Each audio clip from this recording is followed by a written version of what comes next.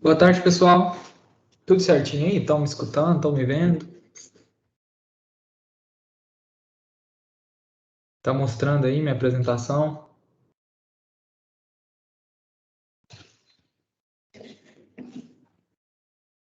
Beleza. Bom, tem pouquinha gente aqui, só 15. Mas assim, acho que é melhor a gente começar, né? Vou mesmo. Até porque eu vou dar uma revisada aqui no início, né? A gente praticamente concluiu, eu acho, essa parte aqui semana passada, né? De eletrônica, falando dos 4 números quânticos lá, né?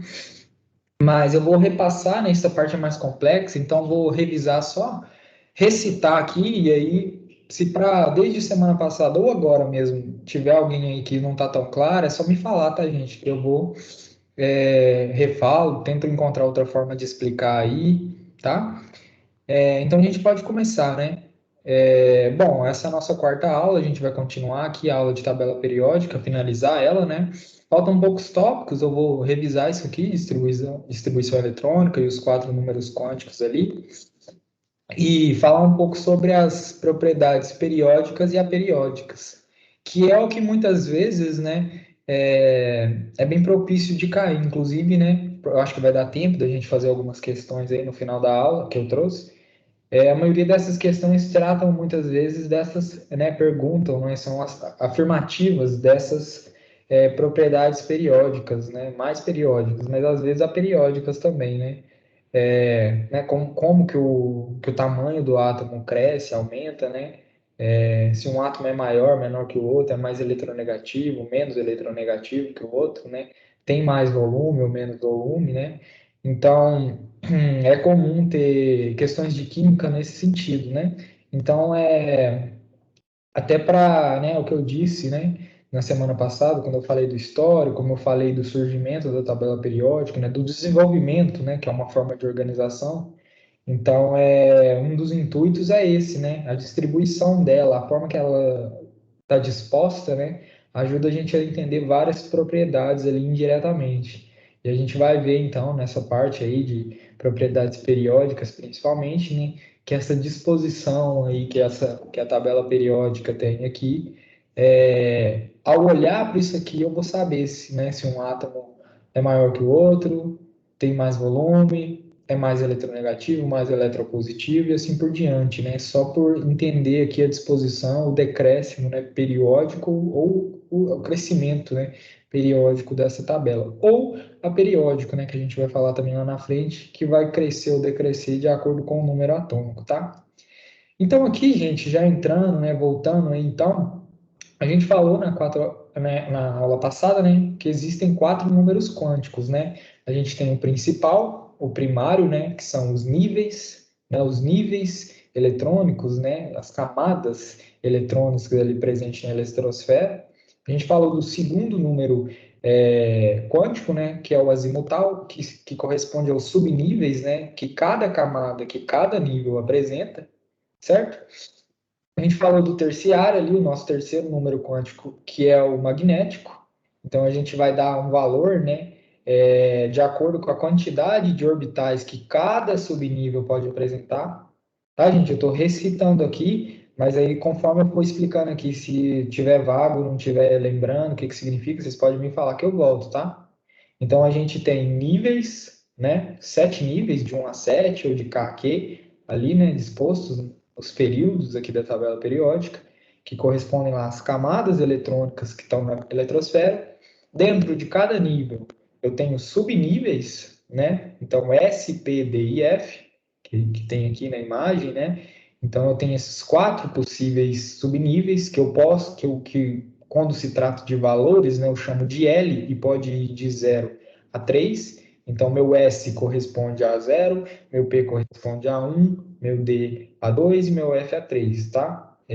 Falando em valores. Assim como em vez de chamar de K a Q, quando trata-se de números quânticos, eu dou valores, né? Eu vou de 1, tá? Então, são números, são valores. Meu N vai de 1 a 7, meu L vai de 0 a 3, tá? Mas eu vou estar falando de camadas e de subníveis, né? Ou melhor, de níveis. subníveis. E dentro, né? Dentro não, vamos falar assim, cada um desses subníveis tem uma quantidade, né, de orbitais possíveis que eles podem apresentar, né? Eu citei lá na semana passada. E eu citei ainda também, falei lá, né, do, do princípio da incerteza de Heisenberg, né? Por que que a gente trabalha com orbitais? O elétron, né, não pode ser calculado com precisão nem sua posição nem sua velocidade ao mesmo tempo, tá? É um dos dois, ou a velocidade ou a posição. Então a gente trabalha com probabilidade, a gente, né, trabalha com os orbitais. Os orbitais, né, é a região ali na eletrosfera, tá? Do átomo onde há a maior probabilidade de eu encontrar esse elétron, tá? E é por isso que cada subnível, né, vai ter uma quantidade específica de orbitais. Eu comentei semana passada, né? O subnível S tem um único orbital, que é aquele circular, né? É esférico. O subnível P tem três orbitais, que são aqueles, né? Em forma de altera, assim, na forma do infinito, que pode estar nas três, vamos dizer assim, posições tridimensionais, né? X, Y, Z. O D tem cinco orbitais possíveis e o F 7. Não se preocupem, tá, com o formato dos orbitais que eu falei, principalmente o D e o F, que são mais complexos, são vários. O mais importante é que a gente saber por que que a gente tem um, 3, 5 e 4, 5 e 7 caixinhas para preencher, tá? Então, as caixinhas aqui, a hora que a gente vai fazer distribuição eletrônica, a gente vai distribuir esses elétrons aqui, essas caixinhas correspondem aos orbitais. É como se eu estivesse pondo elétrons, pondo spins, né, que é o nosso quarto número quântico aí, dentro de cada um desses orbitais. Então, eu tenho meu orbital circular aqui, S, redondo, né? Eu tenho meus três orbitais P, Px, Py, Pz, eu tenho cinco orbitais D e sete orbitais F, para preencher com elétrons. Por quê? Novamente, né, pelo princípio da incerteza de Heisenberg lá, os orbitais, esses um, 3, 5 ou 7 orbitais que cada subnível apresenta aqui, são as regiões em que podem se encontrar os elétrons, tá? E os elétrons, né, ou os spins, na hora de preencher aqui, seta para baixo, seta para cima, né, vão corresponder aí ao sentido, né? O meu spin pode ser para baixo ou pode ser para cima, né? Pode valer mais meio ou menos meio. Né? Eu falei isso aqui, deixa eu voltar. Deixa eu voltar um pouquinho aqui, que essa parte do spin é mais complexa. Então, a minha setinha para baixo vai indicar que o meu spin vale mais meio, e minha setinha para cima vai indicar que ele vale menos meio. E a gente tem, na hora de preencher os quadradinhos lá, preencher os orbitais, tá? Sempre fazer essa associação aí, que nem eu falei, não é importante decorar o que que é um orbital, entender tudo aquilo, né? Aquelas formas, o que que significa, mas é legal vocês saberem que a hora que vocês estão preenchendo, né? Lá na parte final, trivial, básica, né? Que é pegar o último elétron lá, pegar a distribuição eletrônica final de um determinado átomo lá e, e preencher os quadradinhos lá, os spins, saber que aquilo ali são orbitais, aqueles quadradinhos, né, significam os orbitais dentro de cada subnível que está dentro de cada nível, tá? Que são as camadas. Então, vou só ressaltando para ver se reforça né, o que que significa tudo isso. Então, novamente, isso aqui é um efeito magnético, tá, gente? Aqui é importante ressaltar, porque às vezes clareia as coisas aqui.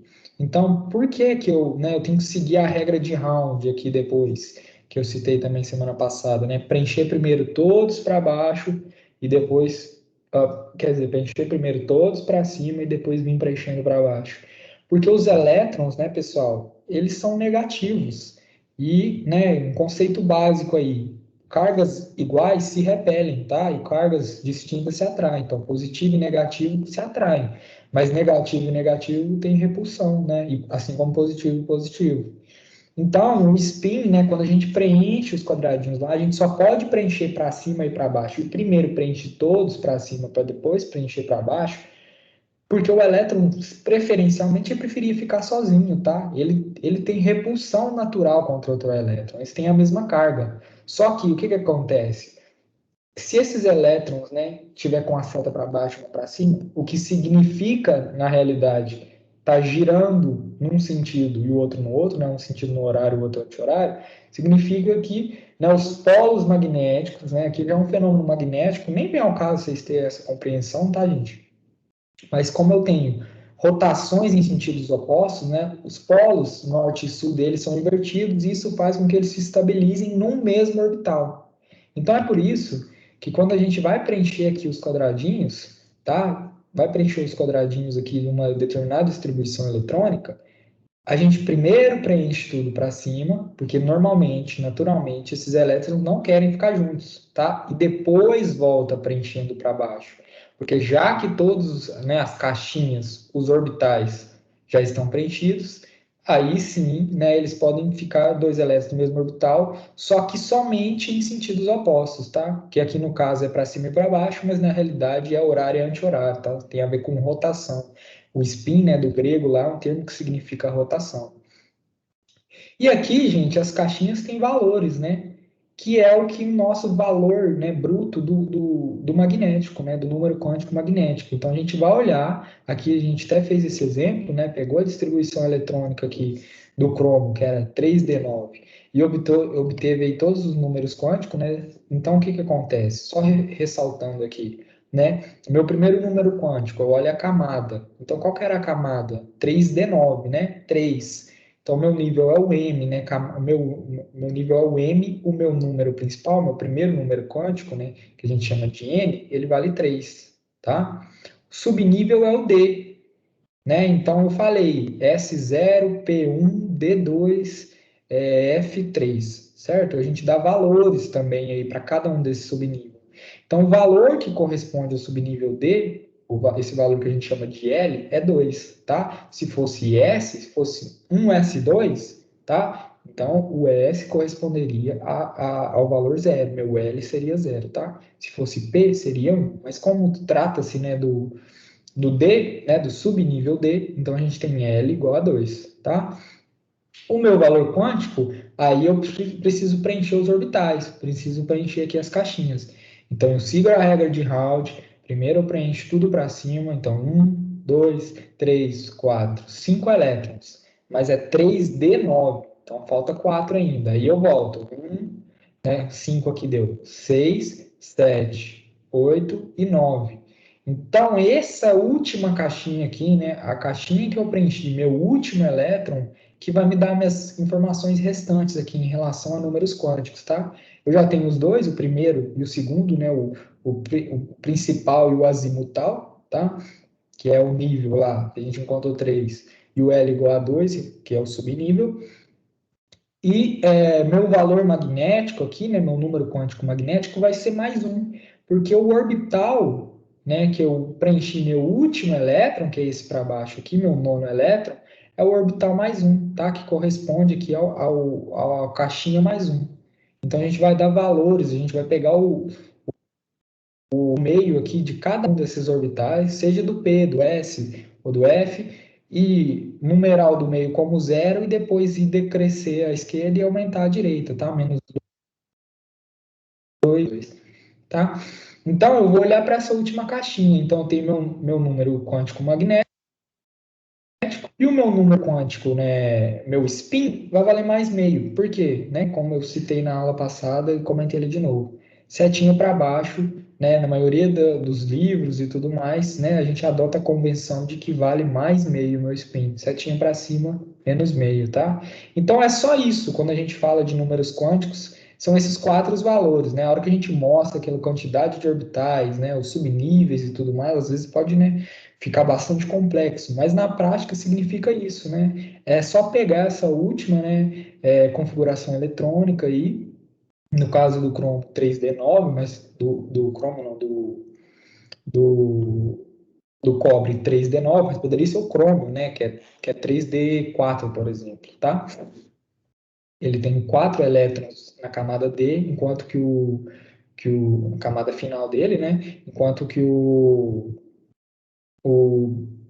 O cobre tem 9, tá? Então seria 3D9. Se a gente fosse, já citando, então, já que eu falei aqui do crômio, né? Se a gente fosse fazer do crômio, seria 4 elétrons para preencher. Ainda assim, né? Ele está no subnível D. Então, são 5 caixinhas, 5 orbitais, tá? Então, eu ia preencher para cima, né? 1, 2, 3 e 4. Opa, vai dar na mesma casa aqui, certo? Vai dar na mesma caixinha, no mesmo orbital. Então, o valor magnético é o mesmo do crômio e do cobre, é mais um. Só que a seta que eu preenchi por último foi para cima. Então, o meu spin vai valer menos meio, tá, gente? É o invertido em relação ao cobre, por exemplo, que é aquele que a gente fez na aula passada.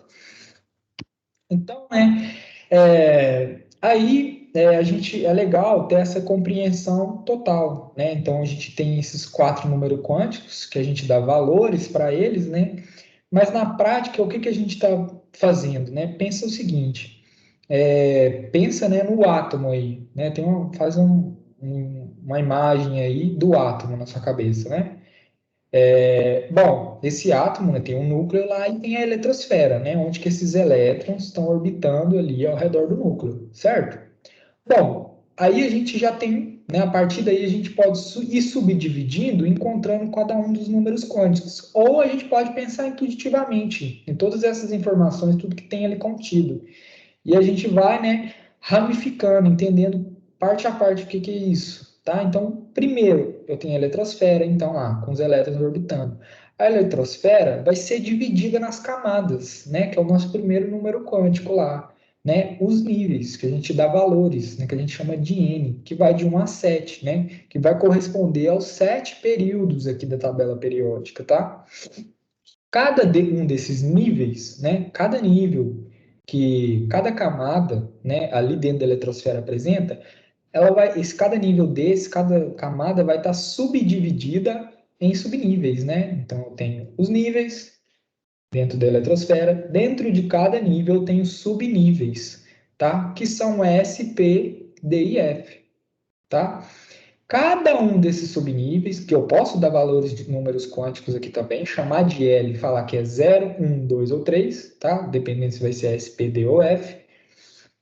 Cada um desses subníveis vai ter uma quantidade possível de orbitais, tá? Pode ser dividido em orbitais. Então, o meu subnível S, né, se for um subnível S, ele tem um único orbital possível, né? Por isso que é a forma circular lá, esférica. O P, 3 orbitais possíveis, né? Aquela forma de Altair lá. O D, 5 orbitais possíveis, que é bem mais complexo, não tem necessidade de memorizar, assim como o F, que são 7, tá, gente? E aí, cada um desses orbitais, né, eu posso preencher com até 2 spins, desde que a regra de Round seja, né, cumprida. Então, eu tenho que preencher primeiro tudo para cima e depois tudo para baixo, tá? Vou pegar esse último elétron que eu tiver preenchido, seja para cima ou seja para baixo, e através dele eu tenho meu número quântico magnético, né? Vai ser um valor aqui 0, menos 1, menos 2, mais 1 ou 2, vai ser o valor que tiver em cima aqui, que a gente vai dar. E o spin, a gente vai olhar se a seta está para cima ou para baixo para saber se vai valer mais meio ou menos meio, tá? É só isso, gente. Então é legal ter essa compreensão, né, de o que está dentro de quê, né, entendendo todo esse contexto aqui do átomo, né, da eletrosfera ali do átomo, né. E aí, novamente, gente, só ressaltando aqui, aquilo que eu já falei, né? Na aula de modelos atômicos. Conforme eu subo os níveis, eu aumento o valor energético desse elétron, tá? Então, quando o elétron estiver mais numa camada mais superior, num nível mais superior, maior é o valor energético. E o mesmo vale para os subníveis. Quanto maior o subnível, maior o valor energético. E assim por diante, tá, gente? Então, são valores, digamos assim, constantes, não, com valores fixos, né, vamos falar assim, mas que se aumentam, tá? Então, em relação aos números quânticos, é isso, são esses 4 valores, tá? São esses 4 números quânticos que a gente pode entender de forma bruta aqui pelos sistemas aqui de setinhas e quadradinhos, tá? Lembrar sempre que esses quadradinhos são os orbitais, tá? Aquele tanto de orbital que eu mostrei lá, que não vem ao caso, mas entender o que está significando aqui na hora de preencher, tá, gente? E aí, se tiver alguém com dúvida ainda, vocês me falam. Em relação à distribuição eletrônica, né, que a gente fez semana passada, vocês podem seguir aqui o diagrama de Linus Pauling, mas eu, particularmente, acho mais prático essa tabelinha aqui, ó. A gente pode seguir aquele raciocínio das diagonais e tudo mais, Mas olha como é mais simples, né? Na minha época de escola não tinha, né? Não estudei assim, mas eu acho hoje bem mais prático. Você pega essa imagem aqui e interpreta por ela, tá? Aqui, ó, um S2. Então, eu vou ter um determinado átomo, que eu quero a configuração eletrônica desse átomo. Vamos pegar aqui esse átomo aqui, ó. Não sei de cor que átomo que é. Bom, vai ter um S2, dois S2, dois P6, três S2, três P6, quatro S2, três D10, quatro P6, tá? A única coisa que a gente tem que, né, ter a maldade aqui, por isso que eu acho essa tabela mais prática de aprender a distribuição eletrônica por ela, é que o S1 e o S2, aqui o L corresponde ao S2, tá? E aqui, que quando eu saio do 4S2, eu venho para 3D1, tá? É aqui que está o pulo do gato, onde que tem a maior parte dos erros em relação à distribuição eletrônica, tá? Porque a gente tem essa inversão aqui, tá? 4S2, 3D1. Mas depois que a gente entendeu isso aqui e volta para 4P6, aí fica intuitivo, tá? Aí é muito simples.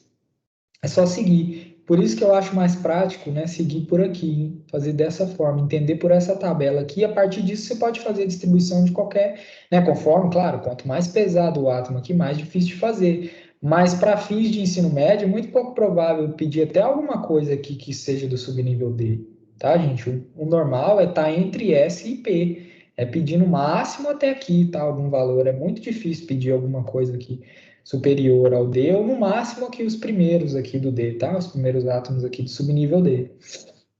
Então a gente tem lá o sistema de preenchimento dos spins, para cima para baixo, a gente tem valores. Aquele, né, aqui que nem eu falei, só de olhar para a configuração a gente já tem várias informações, né, que o 1 aqui vai ser o meu nível, o meu segundo valor aqui corresponde ao subnível, e a quantidade, o final aqui, a quantidade de elétrons que esse subnível vai ter para a gente preencher nas caixinhas depois. E essas caixinhas têm valores, né, 0, menos 1, 0, 1, menos 2, menos 1, 0, 1, 2, e assim por diante, né, aqui vai de menos 3 a 3, que é os valores magnéticos, né, que vão corresponder aí aos orbitais, a quais orbitais esses elétrons estão sendo preenchidos, tá, gente? Bom, e aqui, tudo claro, né? Qualquer coisa vocês vão me falando, tá, gente? Se tiver alguma coisa aí confusa ainda, vocês me falam. Bom, e aqui eu coloquei só porque eu acho que pode ser importante, tá? Bom, a gente faz, né? Pegando até o cobre, que a gente falou bastante aqui, até o crômio também. Bom, a gente tem essa configuração eletrônica teórica, né, que a gente faz. Então, é a distribuição eletrônica do argônio, lá, o gás nobre, né, mais 4s2, 3d10. Essa é a distribuição, 3d9, essa é a distribuição eletrônica do crômio. Só que o que que acontece, tá, gente?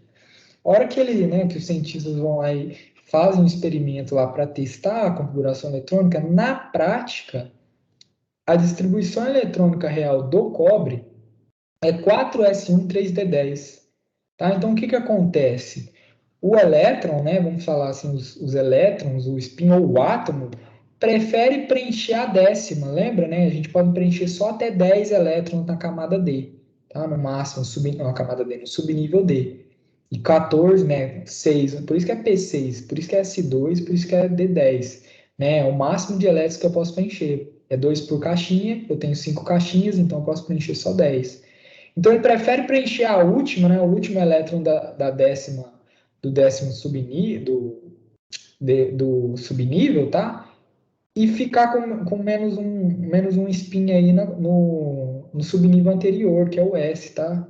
Então isso acontece com o cobre e isso acontece com o crômio também, que é o 3D4 que eu falei lá, né? A configuração teórica que a gente faz é 4s2 3D4, mas na prática ele prefere preencher o quinto para cima e ter todas as caixinhas, todos os orbitais com um elétron e deixar o subnível anterior, aqui o S, né, o 4S, com um elétron a menos, tá, gente? Então, se cai uma questão disso, por exemplo, e a questão estiver falando, não tiver essa opção aqui, tá?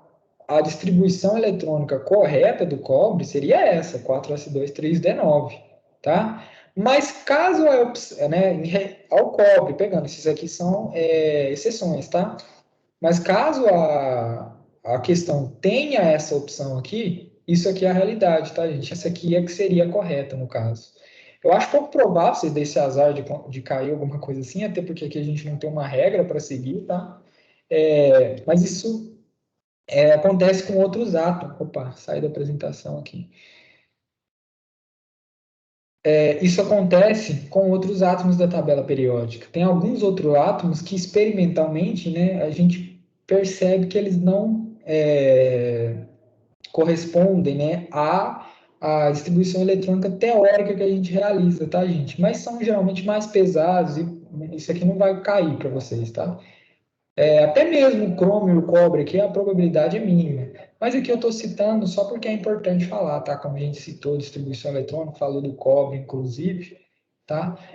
Mas via de regra, você vai fazer distribuição eletrônica e vai ser daquele jeito. Vai pegar aquela configuração final e ali a gente tem os quatro números quânticos, tá? Bom, aqui, né? Aqui está o cobre e aqui o crômio, né? Que nem eu falei, como eu tenho 5 caixinhas para eu preencher, né? O cobre prefere preencher a décima, completando 2 spins, 2 elétrons em cada uma, e o crômio prefere preencher o quinto elétron, né, completando um em cada uma dessas 5 caixinhas, tá, gente? Então, essas são duas exceções aqui, o cobre e o crômio, tá?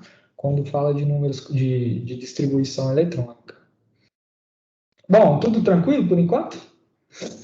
Essa parte de distribuição eletrônica?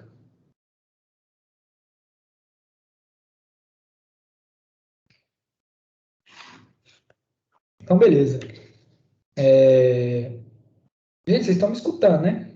Tudo certo. Sim. Não, então beleza, porque antes da entrada de eu começar a chamada aqui, tinha caído 2 vezes aqui o computador, a internet, aí como não estava vendo nada aí, eu fiquei com medo, falei, nossa, a gente vai falando à toa. Mas então beleza, vamos continuar aqui. Bom, e aqui, gente, é o que eu falei das propriedades periódicas, né? Então a gente tem algumas propriedades aí que vão se repetir de acordo com a forma que a gente distribui esses átomos na tabela periódica, né?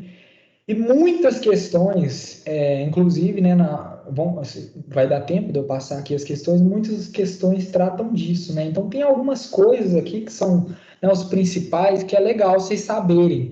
Como é que isso cresce e decresce na tabela periódica, né? Por exemplo, raio atômico, né, volume, tamanho, afinidade eletrônica e eletronegatividade e eletropositividade, esses principais, assim, é legal vocês entenderem quem é maior, como é que cresce, como é que decresce na tabela periódica, tá? Porque isso aqui pode ser recorrente numa questão de afirmativa, por exemplo. Não, o frâncio apresenta é, tamanho maior do que o lítio, por exemplo, tá? Então é comum essas perguntas, que são perguntas que a gente, né, que a gente obtenha respostas entendendo aí essa distribuição periódica, essa periodicidade de repetição das propriedades aí na tabela periódica. E essa aqui, né, inclusive, né, a frase do Mosley, lá que eu falei na aula passada, né, quando eu estava falando do histórico, do surgimento aí da tabela periódica. Então, desde aí, né, há séculos, né, há mais de um século atrás aí, a gente já era sabido, né, que essas propriedades desses elementos, né, propriedades químicas e físicas vão variar periodicamente. Então, ela pode decrescer ou crescer, aumentar, diminuir, né? Ser mais intensa, menos, já com uma certa periodicidade, né? Seguindo ali, ou colunas, né? Periodicidade a gente pode pensar literalmente nos períodos, mas a gente pode pensar também que pode aumentar, diminuir, decrescer de acordo com as colunas, né? Com os grupos, as famílias da tabela periódica, tá? Seguindo, né, a sequência ali, essa periodicidade, mas seguindo a sequência dos números atômicos, tá? Então, gente, aqui eu coloquei essa imagem aqui com, né, alguns dos principais valores, né, alguns dos principais aí, embora tem vários outros ali, eu coloquei outros mais, né, mas eu coloquei essa imagem aqui com os principais componentes, vamos dizer assim, né, que a gente pode observar que decresce, né, que aumenta ou diminui de acordo com a distribuição que tem na tabela periódica. Então, se a gente pegar como que a gente interpreta isso aqui, né? Então, se a gente pegar o tamanho do átomo, né, o raio do átomo, ele vai crescer. O raio do átomo cresce da direita para a esquerda e para baixo. Então, aqui, ó, nessa região da tabela periódica, eu tenho os átomos com menor tamanho, tá? Porque aqui, né, se eu pegar o hélio e o hidrogênio, segundo aqui, né, esse esquema, então o hélio tem menor tamanho que o hidrogênio. Eles estão na mesma linha, mas quanto mais para a esquerda, maior, tá? O mesmo coisa, o hélio, né, e um outro gás nobre mais pesado aqui. Então, conforme for, quanto mais para baixo, maior é o tamanho, tá, gente? E então, é aqui nessa região, aqui, uns outros elementos ali, né, mais pesados, é nessa região aqui, né, que está mais para a esquerda e mais para baixo, onde eu vou ter os elementos de maior tamanho, tá? Então é comum ter esse tipo de pergunta, né? Pegar dois elementos aqui, ou da mesma coluna, ou da mesma linha, tá? Ou seja, da mesma família, ou do mesmo grupo, ou da mesmo período, e perguntar quem é mais pesado, né? Ó, quem é maior, quem tem mais volume, por exemplo, sabe? Porque a gente tem que ter essa interpretação, tá? Bom, e aqui vai variar de acordo com a característica. Se a gente pegar, por exemplo, a energia de ionização, né, a primeira energia de ionização, os que apresentam maior energia de ionização vão estar aqui nessa região agora. E esses metais, que essa região desses elementos mais pesados, esses átomos mais pesados aqui, são os que apresentam menor energia de ionização. E essa propriedade, né, aqui é até legal vocês assimilar, é correspondente à mesma, por exemplo, cresce da mesma forma que a eletronegatividade, tá? Então, que é a tendência de ceder, de receber os elétrons, tá, gente? A gente vai excluir os gases nobres, né? Porque eles são muito pouco reativos, eles são gases, né? Estáveis à temperatura ambiente, que não querem se ligar, não querem, né, reagir com outros elementos. Então, com exceção deles, a eletronegatividade cresce da mesma forma que a primeira energia de ionização. Então, quanto mais à direita e mais para cima, maior vai ser a eletronegatividade. E aí, para vocês decorarem, né, uma forma mais simples de decorar isso, de entender isso, é pensar que se a eletronegatividade cresce, né, para a direita e para cima, a eletropositividade, vamos falar assim, né, o caráter hereditário, que é a tendência de ceder os elétrons, ela é a inversa, né, disso. Se aqui eu tenho os elementos mais eletronegativos, aqui eu vou ter os elementos menos eletronegativos ou mais eletropositivos, tá? Então, você precisa decorar uma, que é a outra, no caso de, falando de eletronegatividade e eletropositividade, né? Ceder elétrons e receber elétrons. Então, vai ser inverso. Você decorou uma, você sabe que a outra é o contrário, tá, gente? Bom, afinidade eletrônica segue o mesmo fluxo aqui, o mesmo sentido, também para a direita e para cima, com exclusão dos gases nobres, tá? Então, os menores, os com menor afinidade eletrônica também são esses que estão aqui nessa região aqui do frâncio, né? E a gente tem outros que tem uma periodicidade mais complexa. No caso da densidade, por exemplo, ó, ela cresce das beiradas para o meio e para baixo. Então, os elementos que eu tenho nessa região, que esses metais mais pesados aqui, são os que têm a maior densidade, tá? Que estão concentrados no centro. Então, se o exercício me pergunta um metal aqui, né, e um outro aqui na ponta, por mais que eles estejam no mesmo período, o que tem maior densidade é o do meio, porque a densidade tem essa característica, né? Esses elementos centrais são mais pesados, e quanto mais para baixo, mais pesado, tá? Então, nessas duas pontas aqui, né, superiores, aqui à direita e à esquerda, onde que eu tenho os elementos com menor densidade, tá? O volume segue a lógica inversa da densidade, tá? Também cresce para baixo, mas agora é do meio para a direita, tá? E do meio para as beiradas, vamos falar assim, para as pontas, né? Então aqui eu tenho os elementos, vamos falar assim, aqui embaixo, né?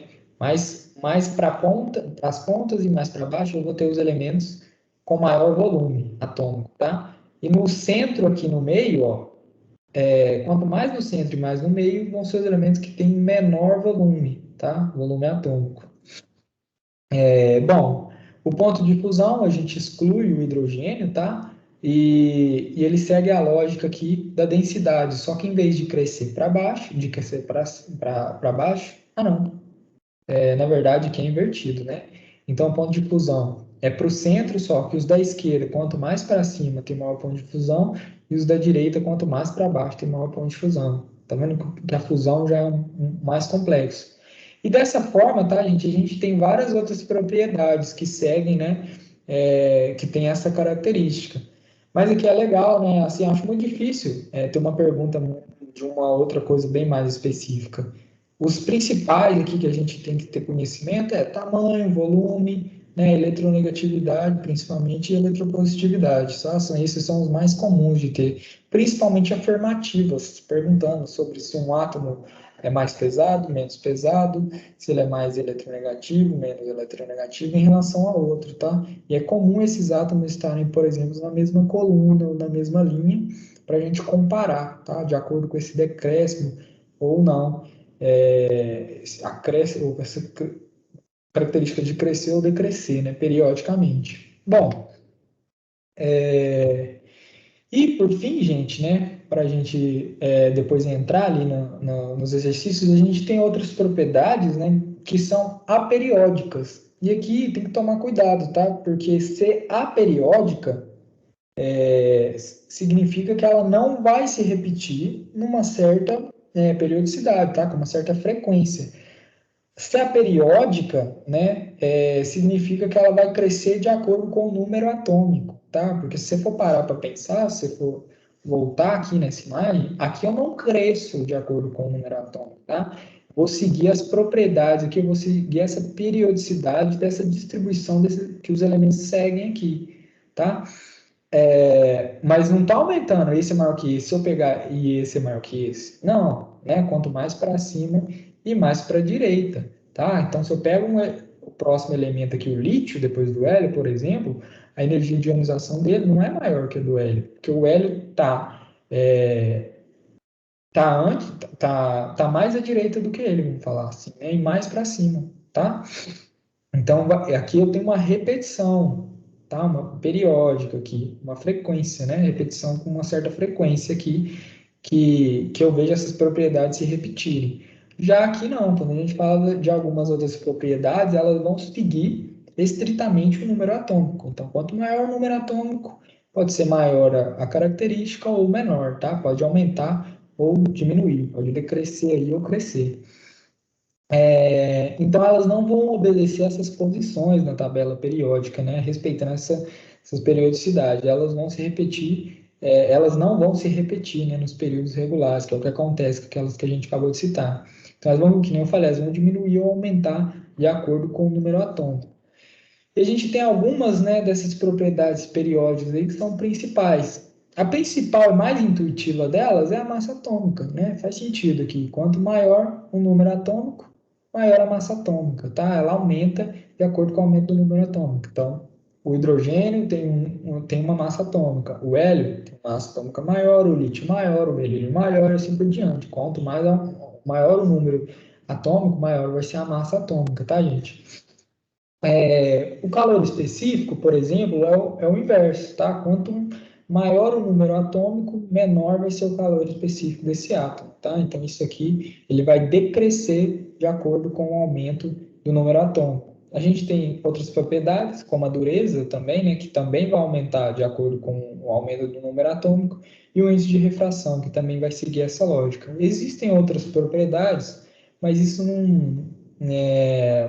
acho que não é tão importante, tá? A principal saber, embora seja até bastante intuitivo, né? Principalmente a massa atômica aqui, é as principais, tá? Bom, a gente tem também ainda, né, a classificação que todo mundo está habituado, né? Acho que todo mundo já conhece, de metais a metais e gases nobres, né? Aqui é legal já dar uma introduzida e ter uma ideia dessas propriedades que os metais, que os ametais e que os gases nobres apresentam. Porque na próxima aula, né, a gente vai falar de interações moleculares, tá? A gente vai falar de polaridade, interações moleculares. E antes eu vou citar, né, brevemente um pouco sobre ligações, contextualizando ligações iônicas, covalentes e metálicas. E essas, né, ao olhar para a tabela periódica aqui, tá? Vocês têm que ter isso claro. Então, se eu tenho um átomo aqui que é um metal ligado a outro átomo, que é outro metal formando composto, então essa é uma ligação metálica, tá, gente? Falar que essa, né, distribuição de metais a metais é importante principalmente para a gente falar de ligações químicas, tá? Além das propriedades que cada um, né, desses elementos vão apresentar aqui por ser metais ou ametais, por exemplo, ou gases nobres, a gente fala das ligações também. Então, quando eu tenho a ligação de um metal com um ametal, é uma ligação iônica, né? Eu tenho a formação dos íons, que a gente vai falar aí também nas próximas aulas. E se eu tenho ligações entre ametais, né? Entre carbono e nitrogênio, carbono e oxigênio, carbono e flúor, carbono, né? Oxigênio, nitrogênio e tudo mais. Então, eu tenho ligações covalentes, tá, gente? Então, é importante saber essas propriedades para depois entender, muitas vezes, o comportamento dessas moléculas, né? De uma ligação, de uma reação aí que tem compostos, vamos falar assim, orgânicos, né? De ligações aqui entre ametais, né? Ligações covalentes e compostos iônicos aqui, por exemplo, que eu vou ter ligações entre metais e ametais, tá? Que são os principais. A gente tem também, mas a gente trabalha pouco, trabalha menos, né? Cai menos. Ligações entre metais e metais, né? Aí já entra mais na física, muitas vezes, né? Na parte magnética ou de condução e tudo mais. Mas para fins práticos de química aqui, a gente vai trabalhar muito com ligações iônicas entre metais e ametais e ligações covalentes entre ametais, tá? E bom, o que que significa, né, o composto ser um ametal, né, ser classificado como um metal, como um ametal e tudo mais? A gente tem que ter, né, primeiro, a gente tem que ter um cuidado aqui com o hidrogênio, tá? Quando a gente fala das classificações de metais, ametais e gases nobres, o hidrogênio não está classificado em nenhuma dessas classes, tá? Tem que tomar esse cuidado aí. Porque o hidrogênio, gente, em tudo que ele, né, que ele está ele é bem atípico, vamos se dizer assim, né? Na maioria das coisas, ele tem propriedades bem incomuns. Então, né, ele é um gás, né? O hidrogênio é um gás incolor, inodoro, né? Ele não tem odor também e não tem sabor, tá? Então, e ele não entra nessas demais propriedades. Agora, os metais, por exemplo, têm várias propriedades que os caracterizam fortemente, né? Então, geralmente eles possuem brilho, são bons condutores de calor e de eletricidade, são sólidos, né, com exceção à temperatura ambiente, tá? Com exceção do mercúrio, né, que é o único metal que a gente tem que em temperatura ambiente é líquido, e eles são maleáveis e dúcteis, tá? Os gases nobres, né, é mais simples, né? Eles raramente vão se misturar com os outros elementos, eles estão estáveis, né, eles estão em condições, a gente vai falar depois de regra do octeto, né? Eles estão com as ligações, com a camada de valência completa ali, então não tem por que interagir, não tem por que se ligar ou reagir com outros elementos, tá? E a gente tem os ametais, que têm outras propriedades aí bem diferentes dos metais. Então, os ametais, eles não têm brilhos, eles não têm brilho, né? Eles não são bons condutores de calor nem de eletricidade, eles não são sólidos à temperatura ambiente, né? Eu vou mostrar no próximo slide. Cada diferente aqui dos metais, que praticamente de todos, né? Com exceção do mercúrio, são sólidos em temperatura ambiente, cada metal vai ter uma propriedade aí diferente, tá?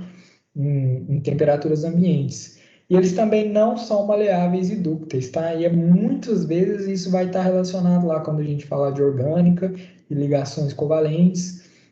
As propriedades desses compostos vão ter a ver por causa disso, das propriedades que esses átomos, né, que esses metais vão apresentar, por exemplo, tá? E outras, né, falando de compostos metálicos ou iônicos até, né? Por que o composto iônico é quebradiço, né, por exemplo, né? Mas enfim, a gente fala disso na próxima, não sei se é na próxima aula, na próxima aula, tá, gente? E aqui umas outras propriedades, outras características, né? Majoritariamente, né, a maior parte da tabela periódica é composta por metais, né? Então, são praticamente 2/3 dos elementos conhecidos aí, e são aquelas propriedades que a gente citou, né? Eles vão ser sólidos, temperatura ambiente, posição do mercúrio, dúcteis maleáveis, vão ter um brilho metálico e cor característica, eles vão ser bons condutores de calor e de eletricidade. Os ametais são menos, tá, gente? Embora a gente está acostumado muito a trabalhar com a metal, né? Principalmente por causa de química orgânica, né? Os átomos que a gente mais está familiarizado aí é carbono, oxigênio, nitrogênio, né? E tudo mais, fósforo. Eles são só 11, tá? E eles não vão ter brilho, né? Que nem eu falei, são essas propriedades que os metais apresentam aí, eles não têm, tá? E como eu falei aí, a temperatura ambiente, cada átomo vai apresentar de uma forma. Então, a gente tem alguns deles que são sólidos, né? A temperatura ambiente, como o carbono, o fósforo, né? O, o, aqui eu já não estou sabendo todos, mas o iodo e tudo mais. O bromo, ele é líquido a temperatura ambiente e a gente tem quatro outros elementos aqui que são gasosos, né? O flúor, o oxigênio, o nitrogênio e o cloro, a temperatura ambiente. Então isso é bem variável, não dá para usar isso aqui, né? A gente pode falar que eles têm, em relação ao estado físico, né? Propriedades variáveis aí, né? Os metais. Vai variar de elemento para elemento. A gente tem uns outros que a gente chama ali de semimetais, né, que estão intermediários, e estão fazendo a transição entre os metais e os ametais. Então, eles vão ter, são 7 elementos, né, e eles vão ter algumas propriedades, que nem eu falei, que vão, né, tá entre metal e ametal, tá? Eles vão ser todos sólidos a temperatura ambiente, e é o boro, o silício, o germânio, o aceno, o timônio, o telúrio e o polônio. Então, até o polônio aqui, que a gente, né, costumou aí ver quando fala né, de atômica, né, de bomba atômica, dessas coisas todas, o telônio aqui é um vamos falar assim, ele é um semimetal, tá? Tem propriedades intermediárias também. A gente tem os gases nobres, né? Que nem citou, eles são muito estáveis, então essa é a principal característica dele, é o que basicamente a gente fala sobre gases nobres, né? São estáveis, não reagem com os elementos, então estão com os elétrons completos ali na camada de valência, né? E o hidrogênio, tá? Que nem eu tinha citado, que ele é bem atípico aí, tá? Ele pode se combinar tanto com metais quanto com ametais e formar ligações próprias. Ele não vai respeitar aquela máxima que a gente disse lá, né? Da iônica e da covalente, né? E na condição ambiente ele é um gás, só que ele é bastante inflamável. E aqui, né? Vou até abrir um parêntese, que é algo que eu acho bastante interessante. Não sei se eu vou conseguir trazer isso em alguma outra aula depois, mas é algo que eu sempre achei bastante incrível na química, né? Então a gente tem a água, né, que é um composto essencial aí para a vida, né? A vida, como a gente conhece, ela é baseada em água, ela só sobrevive em água. Então por isso que quando a gente vai, né, quando tem os astrônomos aí, né, vão pesquisar a vida fora da Terra, o primeiro fator que eles procuram aí é a água. Então toda a forma de vida que a gente conhece é baseada e independente da água. Só que se a gente for pegar a estrutura da água, né, a água é formada por hidrogênio e o oxigênio. E o hidrogênio, que nem eu acabei de citar, isoladamente, né, ele é um composto extremamente inflamável, assim como o oxigênio. Né? O oxigênio, o hidrogênio é mais explosivo, vamos falar assim, o oxigênio é mais inflamável. Então, o oxigênio é que é responsável pelo fogo, né? Pela oxidação e tudo mais. Então, a gente tem um átomo muito inflamável e o outro que é muito explosivo, que é o hidrogênio, né? Essas são as propriedades individuais que a gente pode falar assim do oxigênio e hidrogênio. Mas quando esses dois elementos se unem, né? Quando eles se ligam e formam um composto, eles formam a água, né? Que é completamente diferente aí e a base da vida, tá, gente? Então, aqui é só algo que eu acho, né, muitas vezes a gente não tem essa compreensão, que é algo que eu acho bonito, vamos falar assim, né, na química, tá? Então a gente tem dois elementos aí que tem tudo para dar errado, né? A gente tem um explosivo e um inflamável, vamos falar assim, que quando se combinam formam a água, tá? E bom, para finalizar a aula aqui, né, e a gente poder falar das questões, eu trouxe isso aqui, eu coloquei só para resumir. Depois aí vai estar disponível lá no Classroom para vocês o slide, né? E aí quem quiser olhar é só clicar nas imagens, tá? Da apresentação que vem. Então aqui, novamente, é só revisando aí as principais características, né, que a gente tem, né? O hidrogênio ser diferente, não se encaixar nas demais classes, né? Lembrar, quando eu falei lá de metais alcalinos, alcalinos terrosos, depois eu falei lá, né, de calcogênios e halogênios, que era importante a gente conhecer essas famílias, saber elas de cor. O hidrogênio não faz parte, né, dos metais alcalinos, ele não tem incluso nessa classe, né? A gente tem algumas propriedades dos ametais, né, que são maus condutores, não brilham, né, e tem diferentes estados físicos, né, essas aqui as principais. Os metais têm várias propriedades que a gente pode citar, né, sólidos, brilho metálico, tal, dúcteis, maleáveis e bons condutores de calor e eletricidade, né. As várias divisões da tabela periódica, né, aquelas propriedades que eu citei que vão crescer ou decrescer, né, com uma certa periodicidade, que nem eu falei, eletronegatividade, potencial de ionização, afinidade de eletrônica, eletropositividade, o raio ou tamanho do átomo, né, o volume também.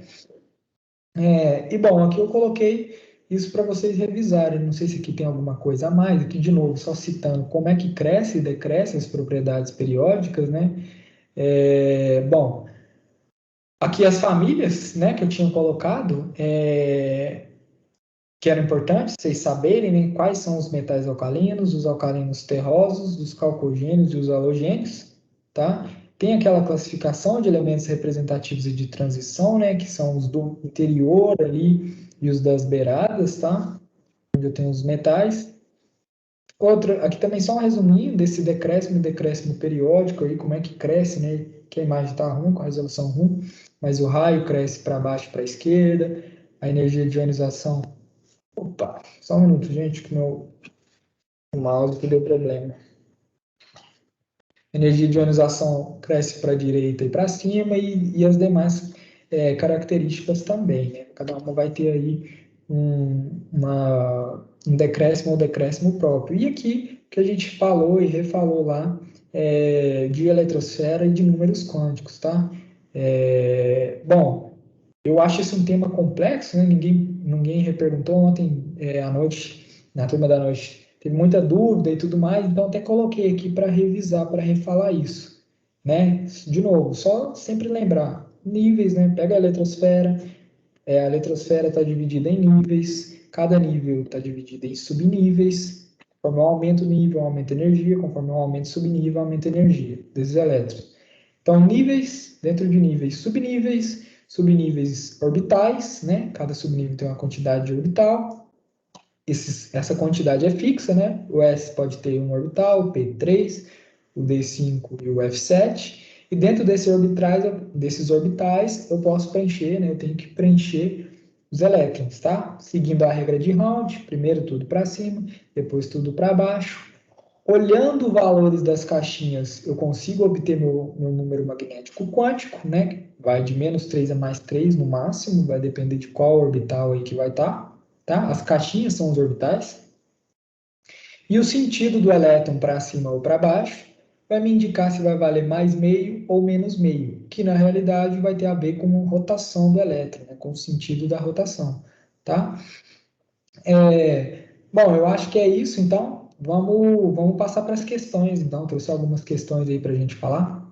Pode ser?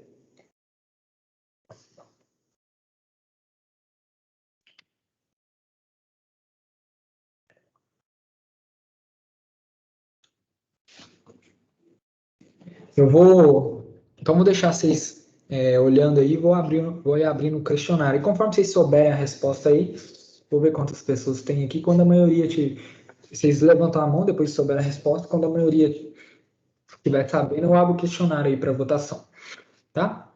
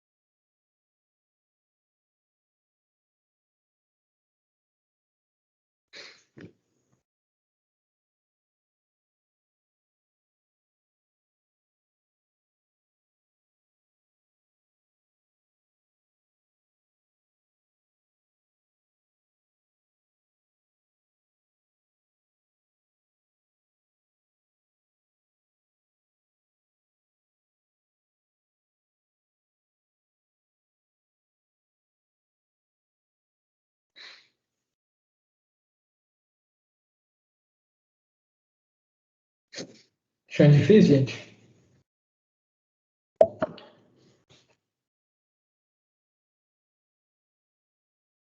Só 5 monstros por enquanto? Vou esperar mais um pouco aí.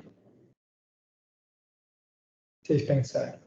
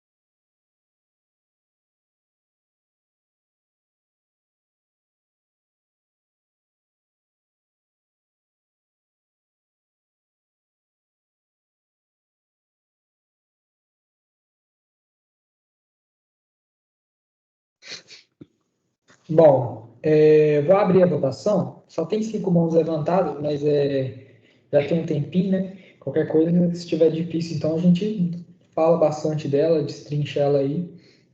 Até porque eu acabei de passar, né? Às vezes o pessoal não pegou ainda como é que funciona esse decréscimo, esse crescimento, decrescimento periódico aí, né?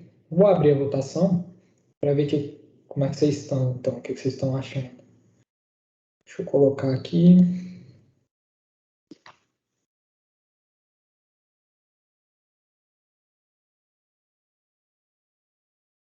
Que agora foi. Vamos ver.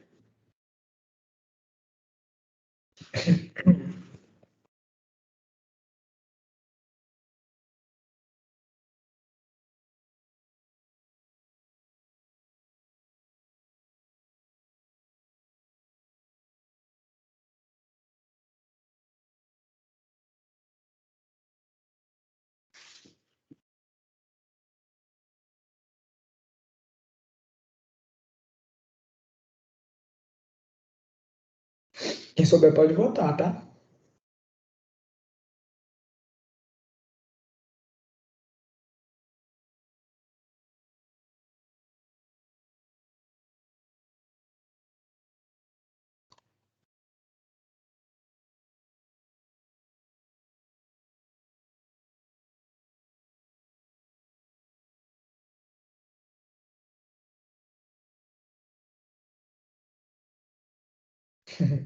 Aos poucos lá vai, né?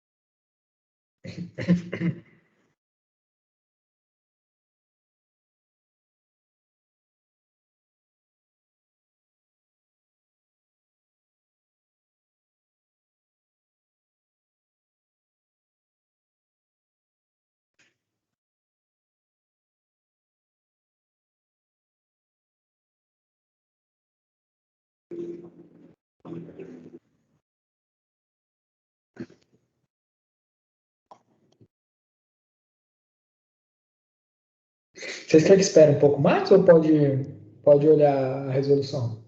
Pode, né, comentar aqui como é que responde.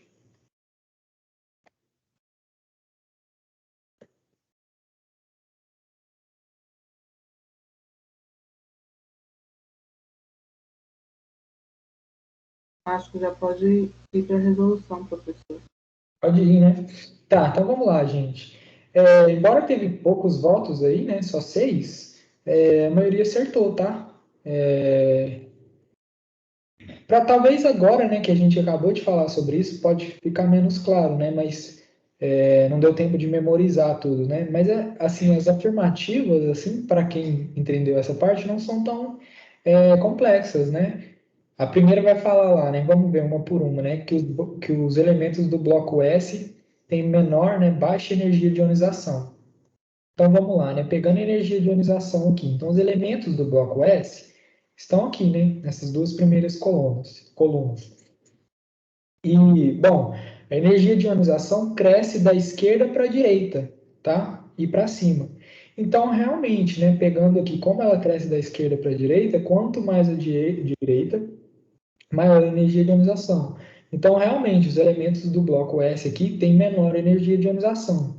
Vamos ver a próxima afirmativa. Então, essa teoria é correta, no caso, né? As energias de ionização dos elementos do bloco P são menores do que os elementos do bloco S? Bom, de novo, né? Energia de ionização. Então, se as do bloco P estão aqui, né? Mais à direita, e a energia de ionização cresce para a direita, então essa afirmativa está falsa, né? As energias dos elementos do bloco P aqui são maiores do que as do bloco S, né? Do bloco S aqui são menores, principalmente aqui dos elementos mais pesados, mais de baixo aqui. E a última afirmativa aqui, né? Fala que todos os elementos do bloco D são metais. E suas propriedades são intermediárias aos dos elementos dos blocos S e P. Bom, aqui eu não tenho, né? Eu não coloquei. Mas realmente, né? O bloco D é aquele bloco ali do meio, certo? Então a gente está ali entre o S e entre o P. E realmente, todos que estão ali são metais. A gente acabou de falar dos metais, né? E eles têm propriedades intermediárias, né? A gente falou muito de periodicidade, de repetição, né? De propriedade. Então, realmente, os elementos ali, os metais, os elementos do bloco D estão, né, entre S e entre P. Tanto que a gente falou dos semimetais. Então, realmente, conforme a gente vai passando aí de metal, no caso, né, pegando metal para metal, a gente tem elementos ali intermediários. Então, é comum que os metais ali no meio, né, tenham propriedades intermediárias aos elementos do P e aos do S, né?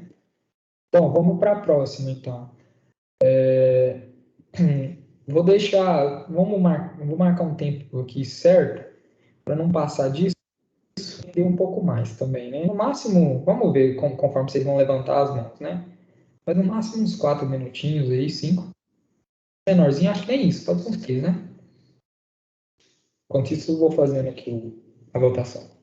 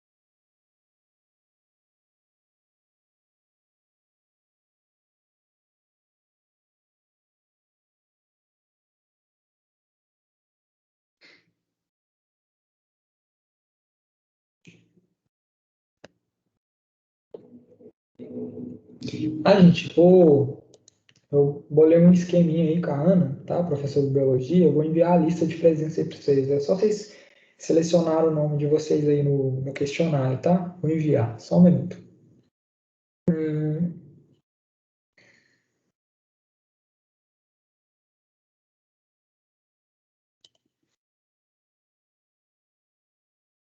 Aí marcar o nome de vocês. Olha se vai dar certo. Se vai dar certinho para selecionar, tá? E abrir na votação também. Essa é mais simples, né? Rapidinho.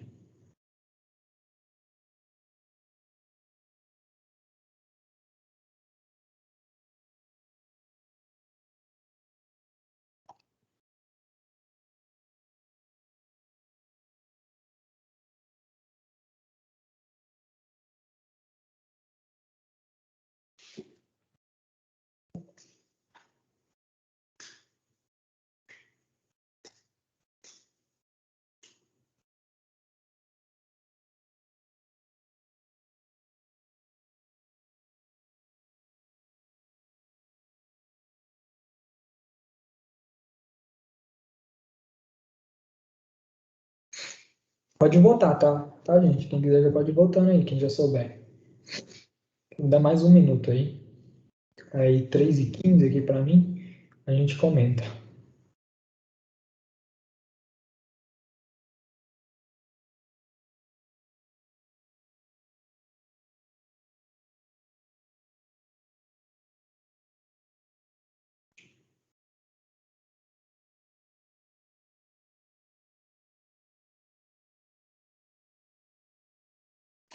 Deu certo aí a presença, a lista? Deu pra marcar certinho aí? Se alguém já tiver feito?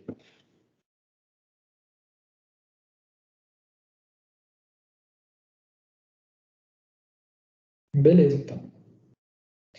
Gente, então, 8 respostas, né? As 8 respostas corretas, né? Essa deve ser bem mais simples, né? Aqui só ressaltar, né? Que nem eu falei, não é importante a gente decorar tudo, né? Eu não sei se foi nessa turma da noite que alguém perguntou, a gente tem que decorar os nomes e tudo mais. Eu, né, se eu não me engano, quando eles dão lá no Enem, né, pode variar também, né, se é vestibular e tudo mais. No meu Enem tinha a tabela periódica. Eu acho que, realmente, eu acho que não tinha os nomes, tá? Não tenho certeza, mas acho que não tinha os nomes, só os símbolos. Mas o que que acontece? Primeiro que a maioria dos símbolos é bem intuitivo, né? Se a gente for pegar aqui, por exemplo, alumínio e silício, né, a L e SI, é bem intuitivo pensar, né? Cálcio mesmo também. O sódio e o potássio aqui já é um pouco estranho, né? Sódio K, potássio, não, sódio Na e potássio K, né? Mas são compostos que nem eu falei que a gente vai usar muito, tá? Então, o que não é intuitivo, são poucos que a gente naturalmente deve decorar aí, tá? Deve memorizar aí por usabilidade mesmo, por usar muito sódio, Na, muito potássio, né? O K. Então, os que não forem intuitivos aí, mas forem importantes, o padrão é que a gente memorize aí facilmente, tá? Naturalmente. Se não memorizar naturalmente, é legal pegar esses, né, principais aí que estão sempre envolvidos em ações, em enunciados e tudo mais. Então vamos mais uma aí, gente. Mais o mesmo tempo aqui, tá? 3h20 aqui, no máximo, tá? A gente abre para resolver.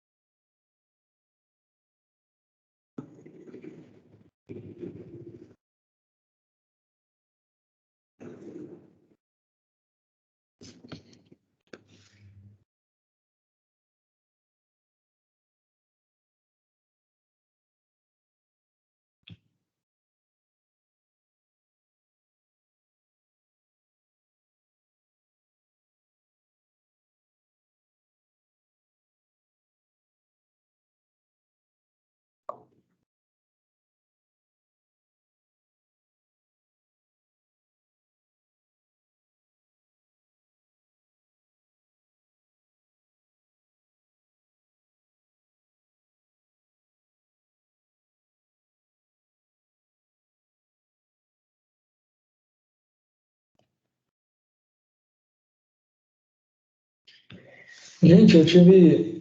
Tem 20 pessoas aqui na aula, só teve 9 respostas, tá? Teve 9 respostas na lista de presença.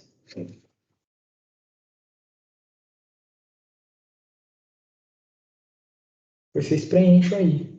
Ou senão a galera tá só com times abertos, né? Vai ver.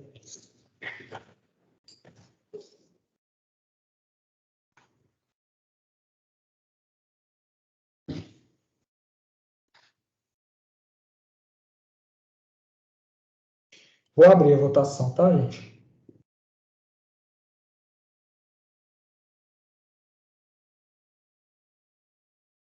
E quem souber já pode votar.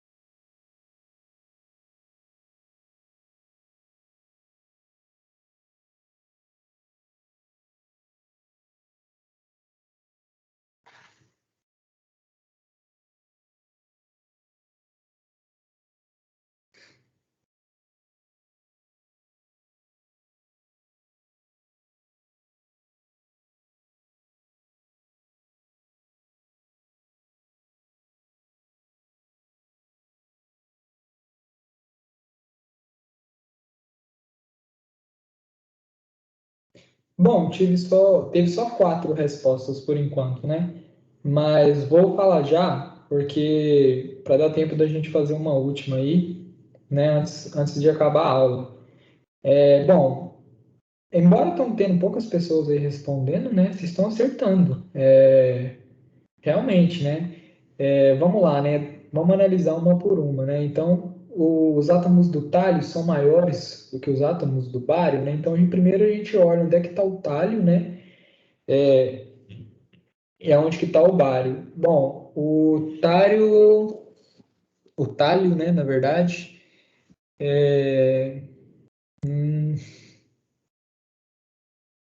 se alguém tiver sabendo aí, gente, vocês podem me falar. Perdi aqui agora.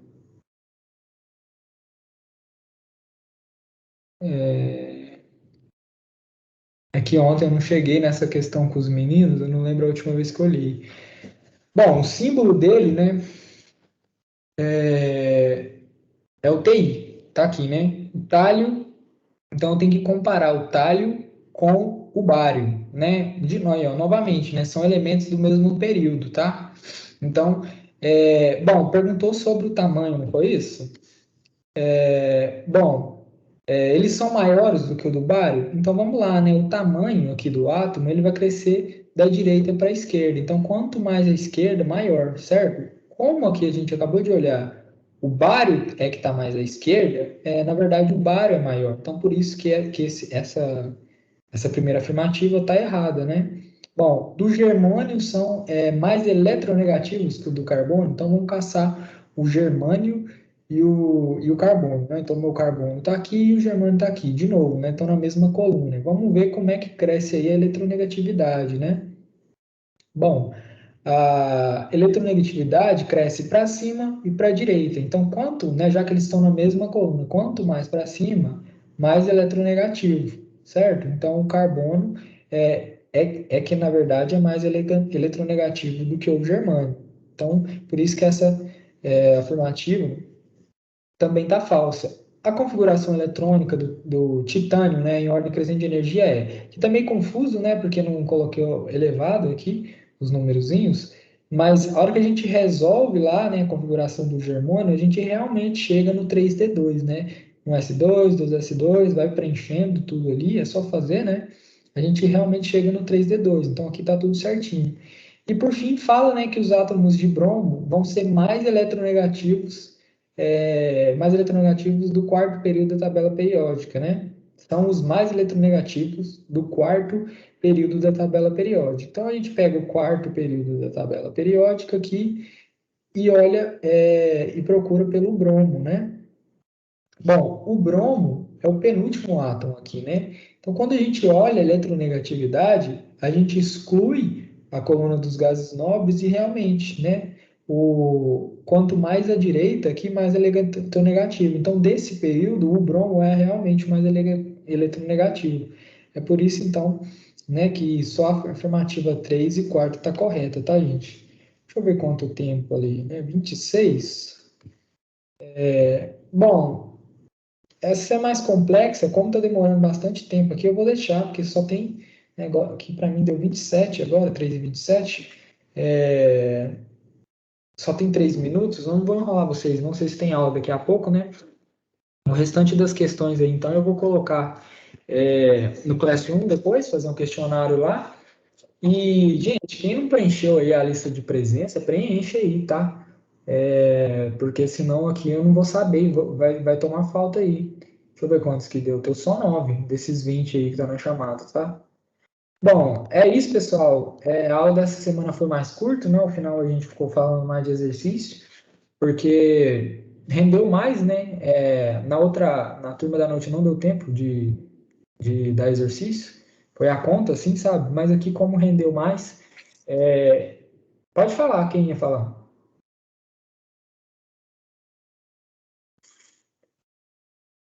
Ligou, foi sem querer? Bom, como rendeu mais, a gente conseguiu fazer uns exercícios aí, e a próxima aula eu vou falar de polaridade, tá? Falar de polaridade, né, intermoleculares, né? Propriedades intermoleculares, interações intermoleculares entre os átomos, entre as moléculas, aí, e tentando novamente, né, fazer aquelas associações que nem a gente fez na aula de estados físicos lá, a fenômenos naturais que a gente pode ter aí no ambiente ou no dia a dia que o Enem costuma pegar bastante, tá? Bom, então é isso, gente. Aqui está faltando 1 minuto aqui para mim. Então vocês estão encerrados. Quem não assinou, assina lá, faz a lista de presença lá e até semana que vem, tá? Obrigadão aí, até a próxima.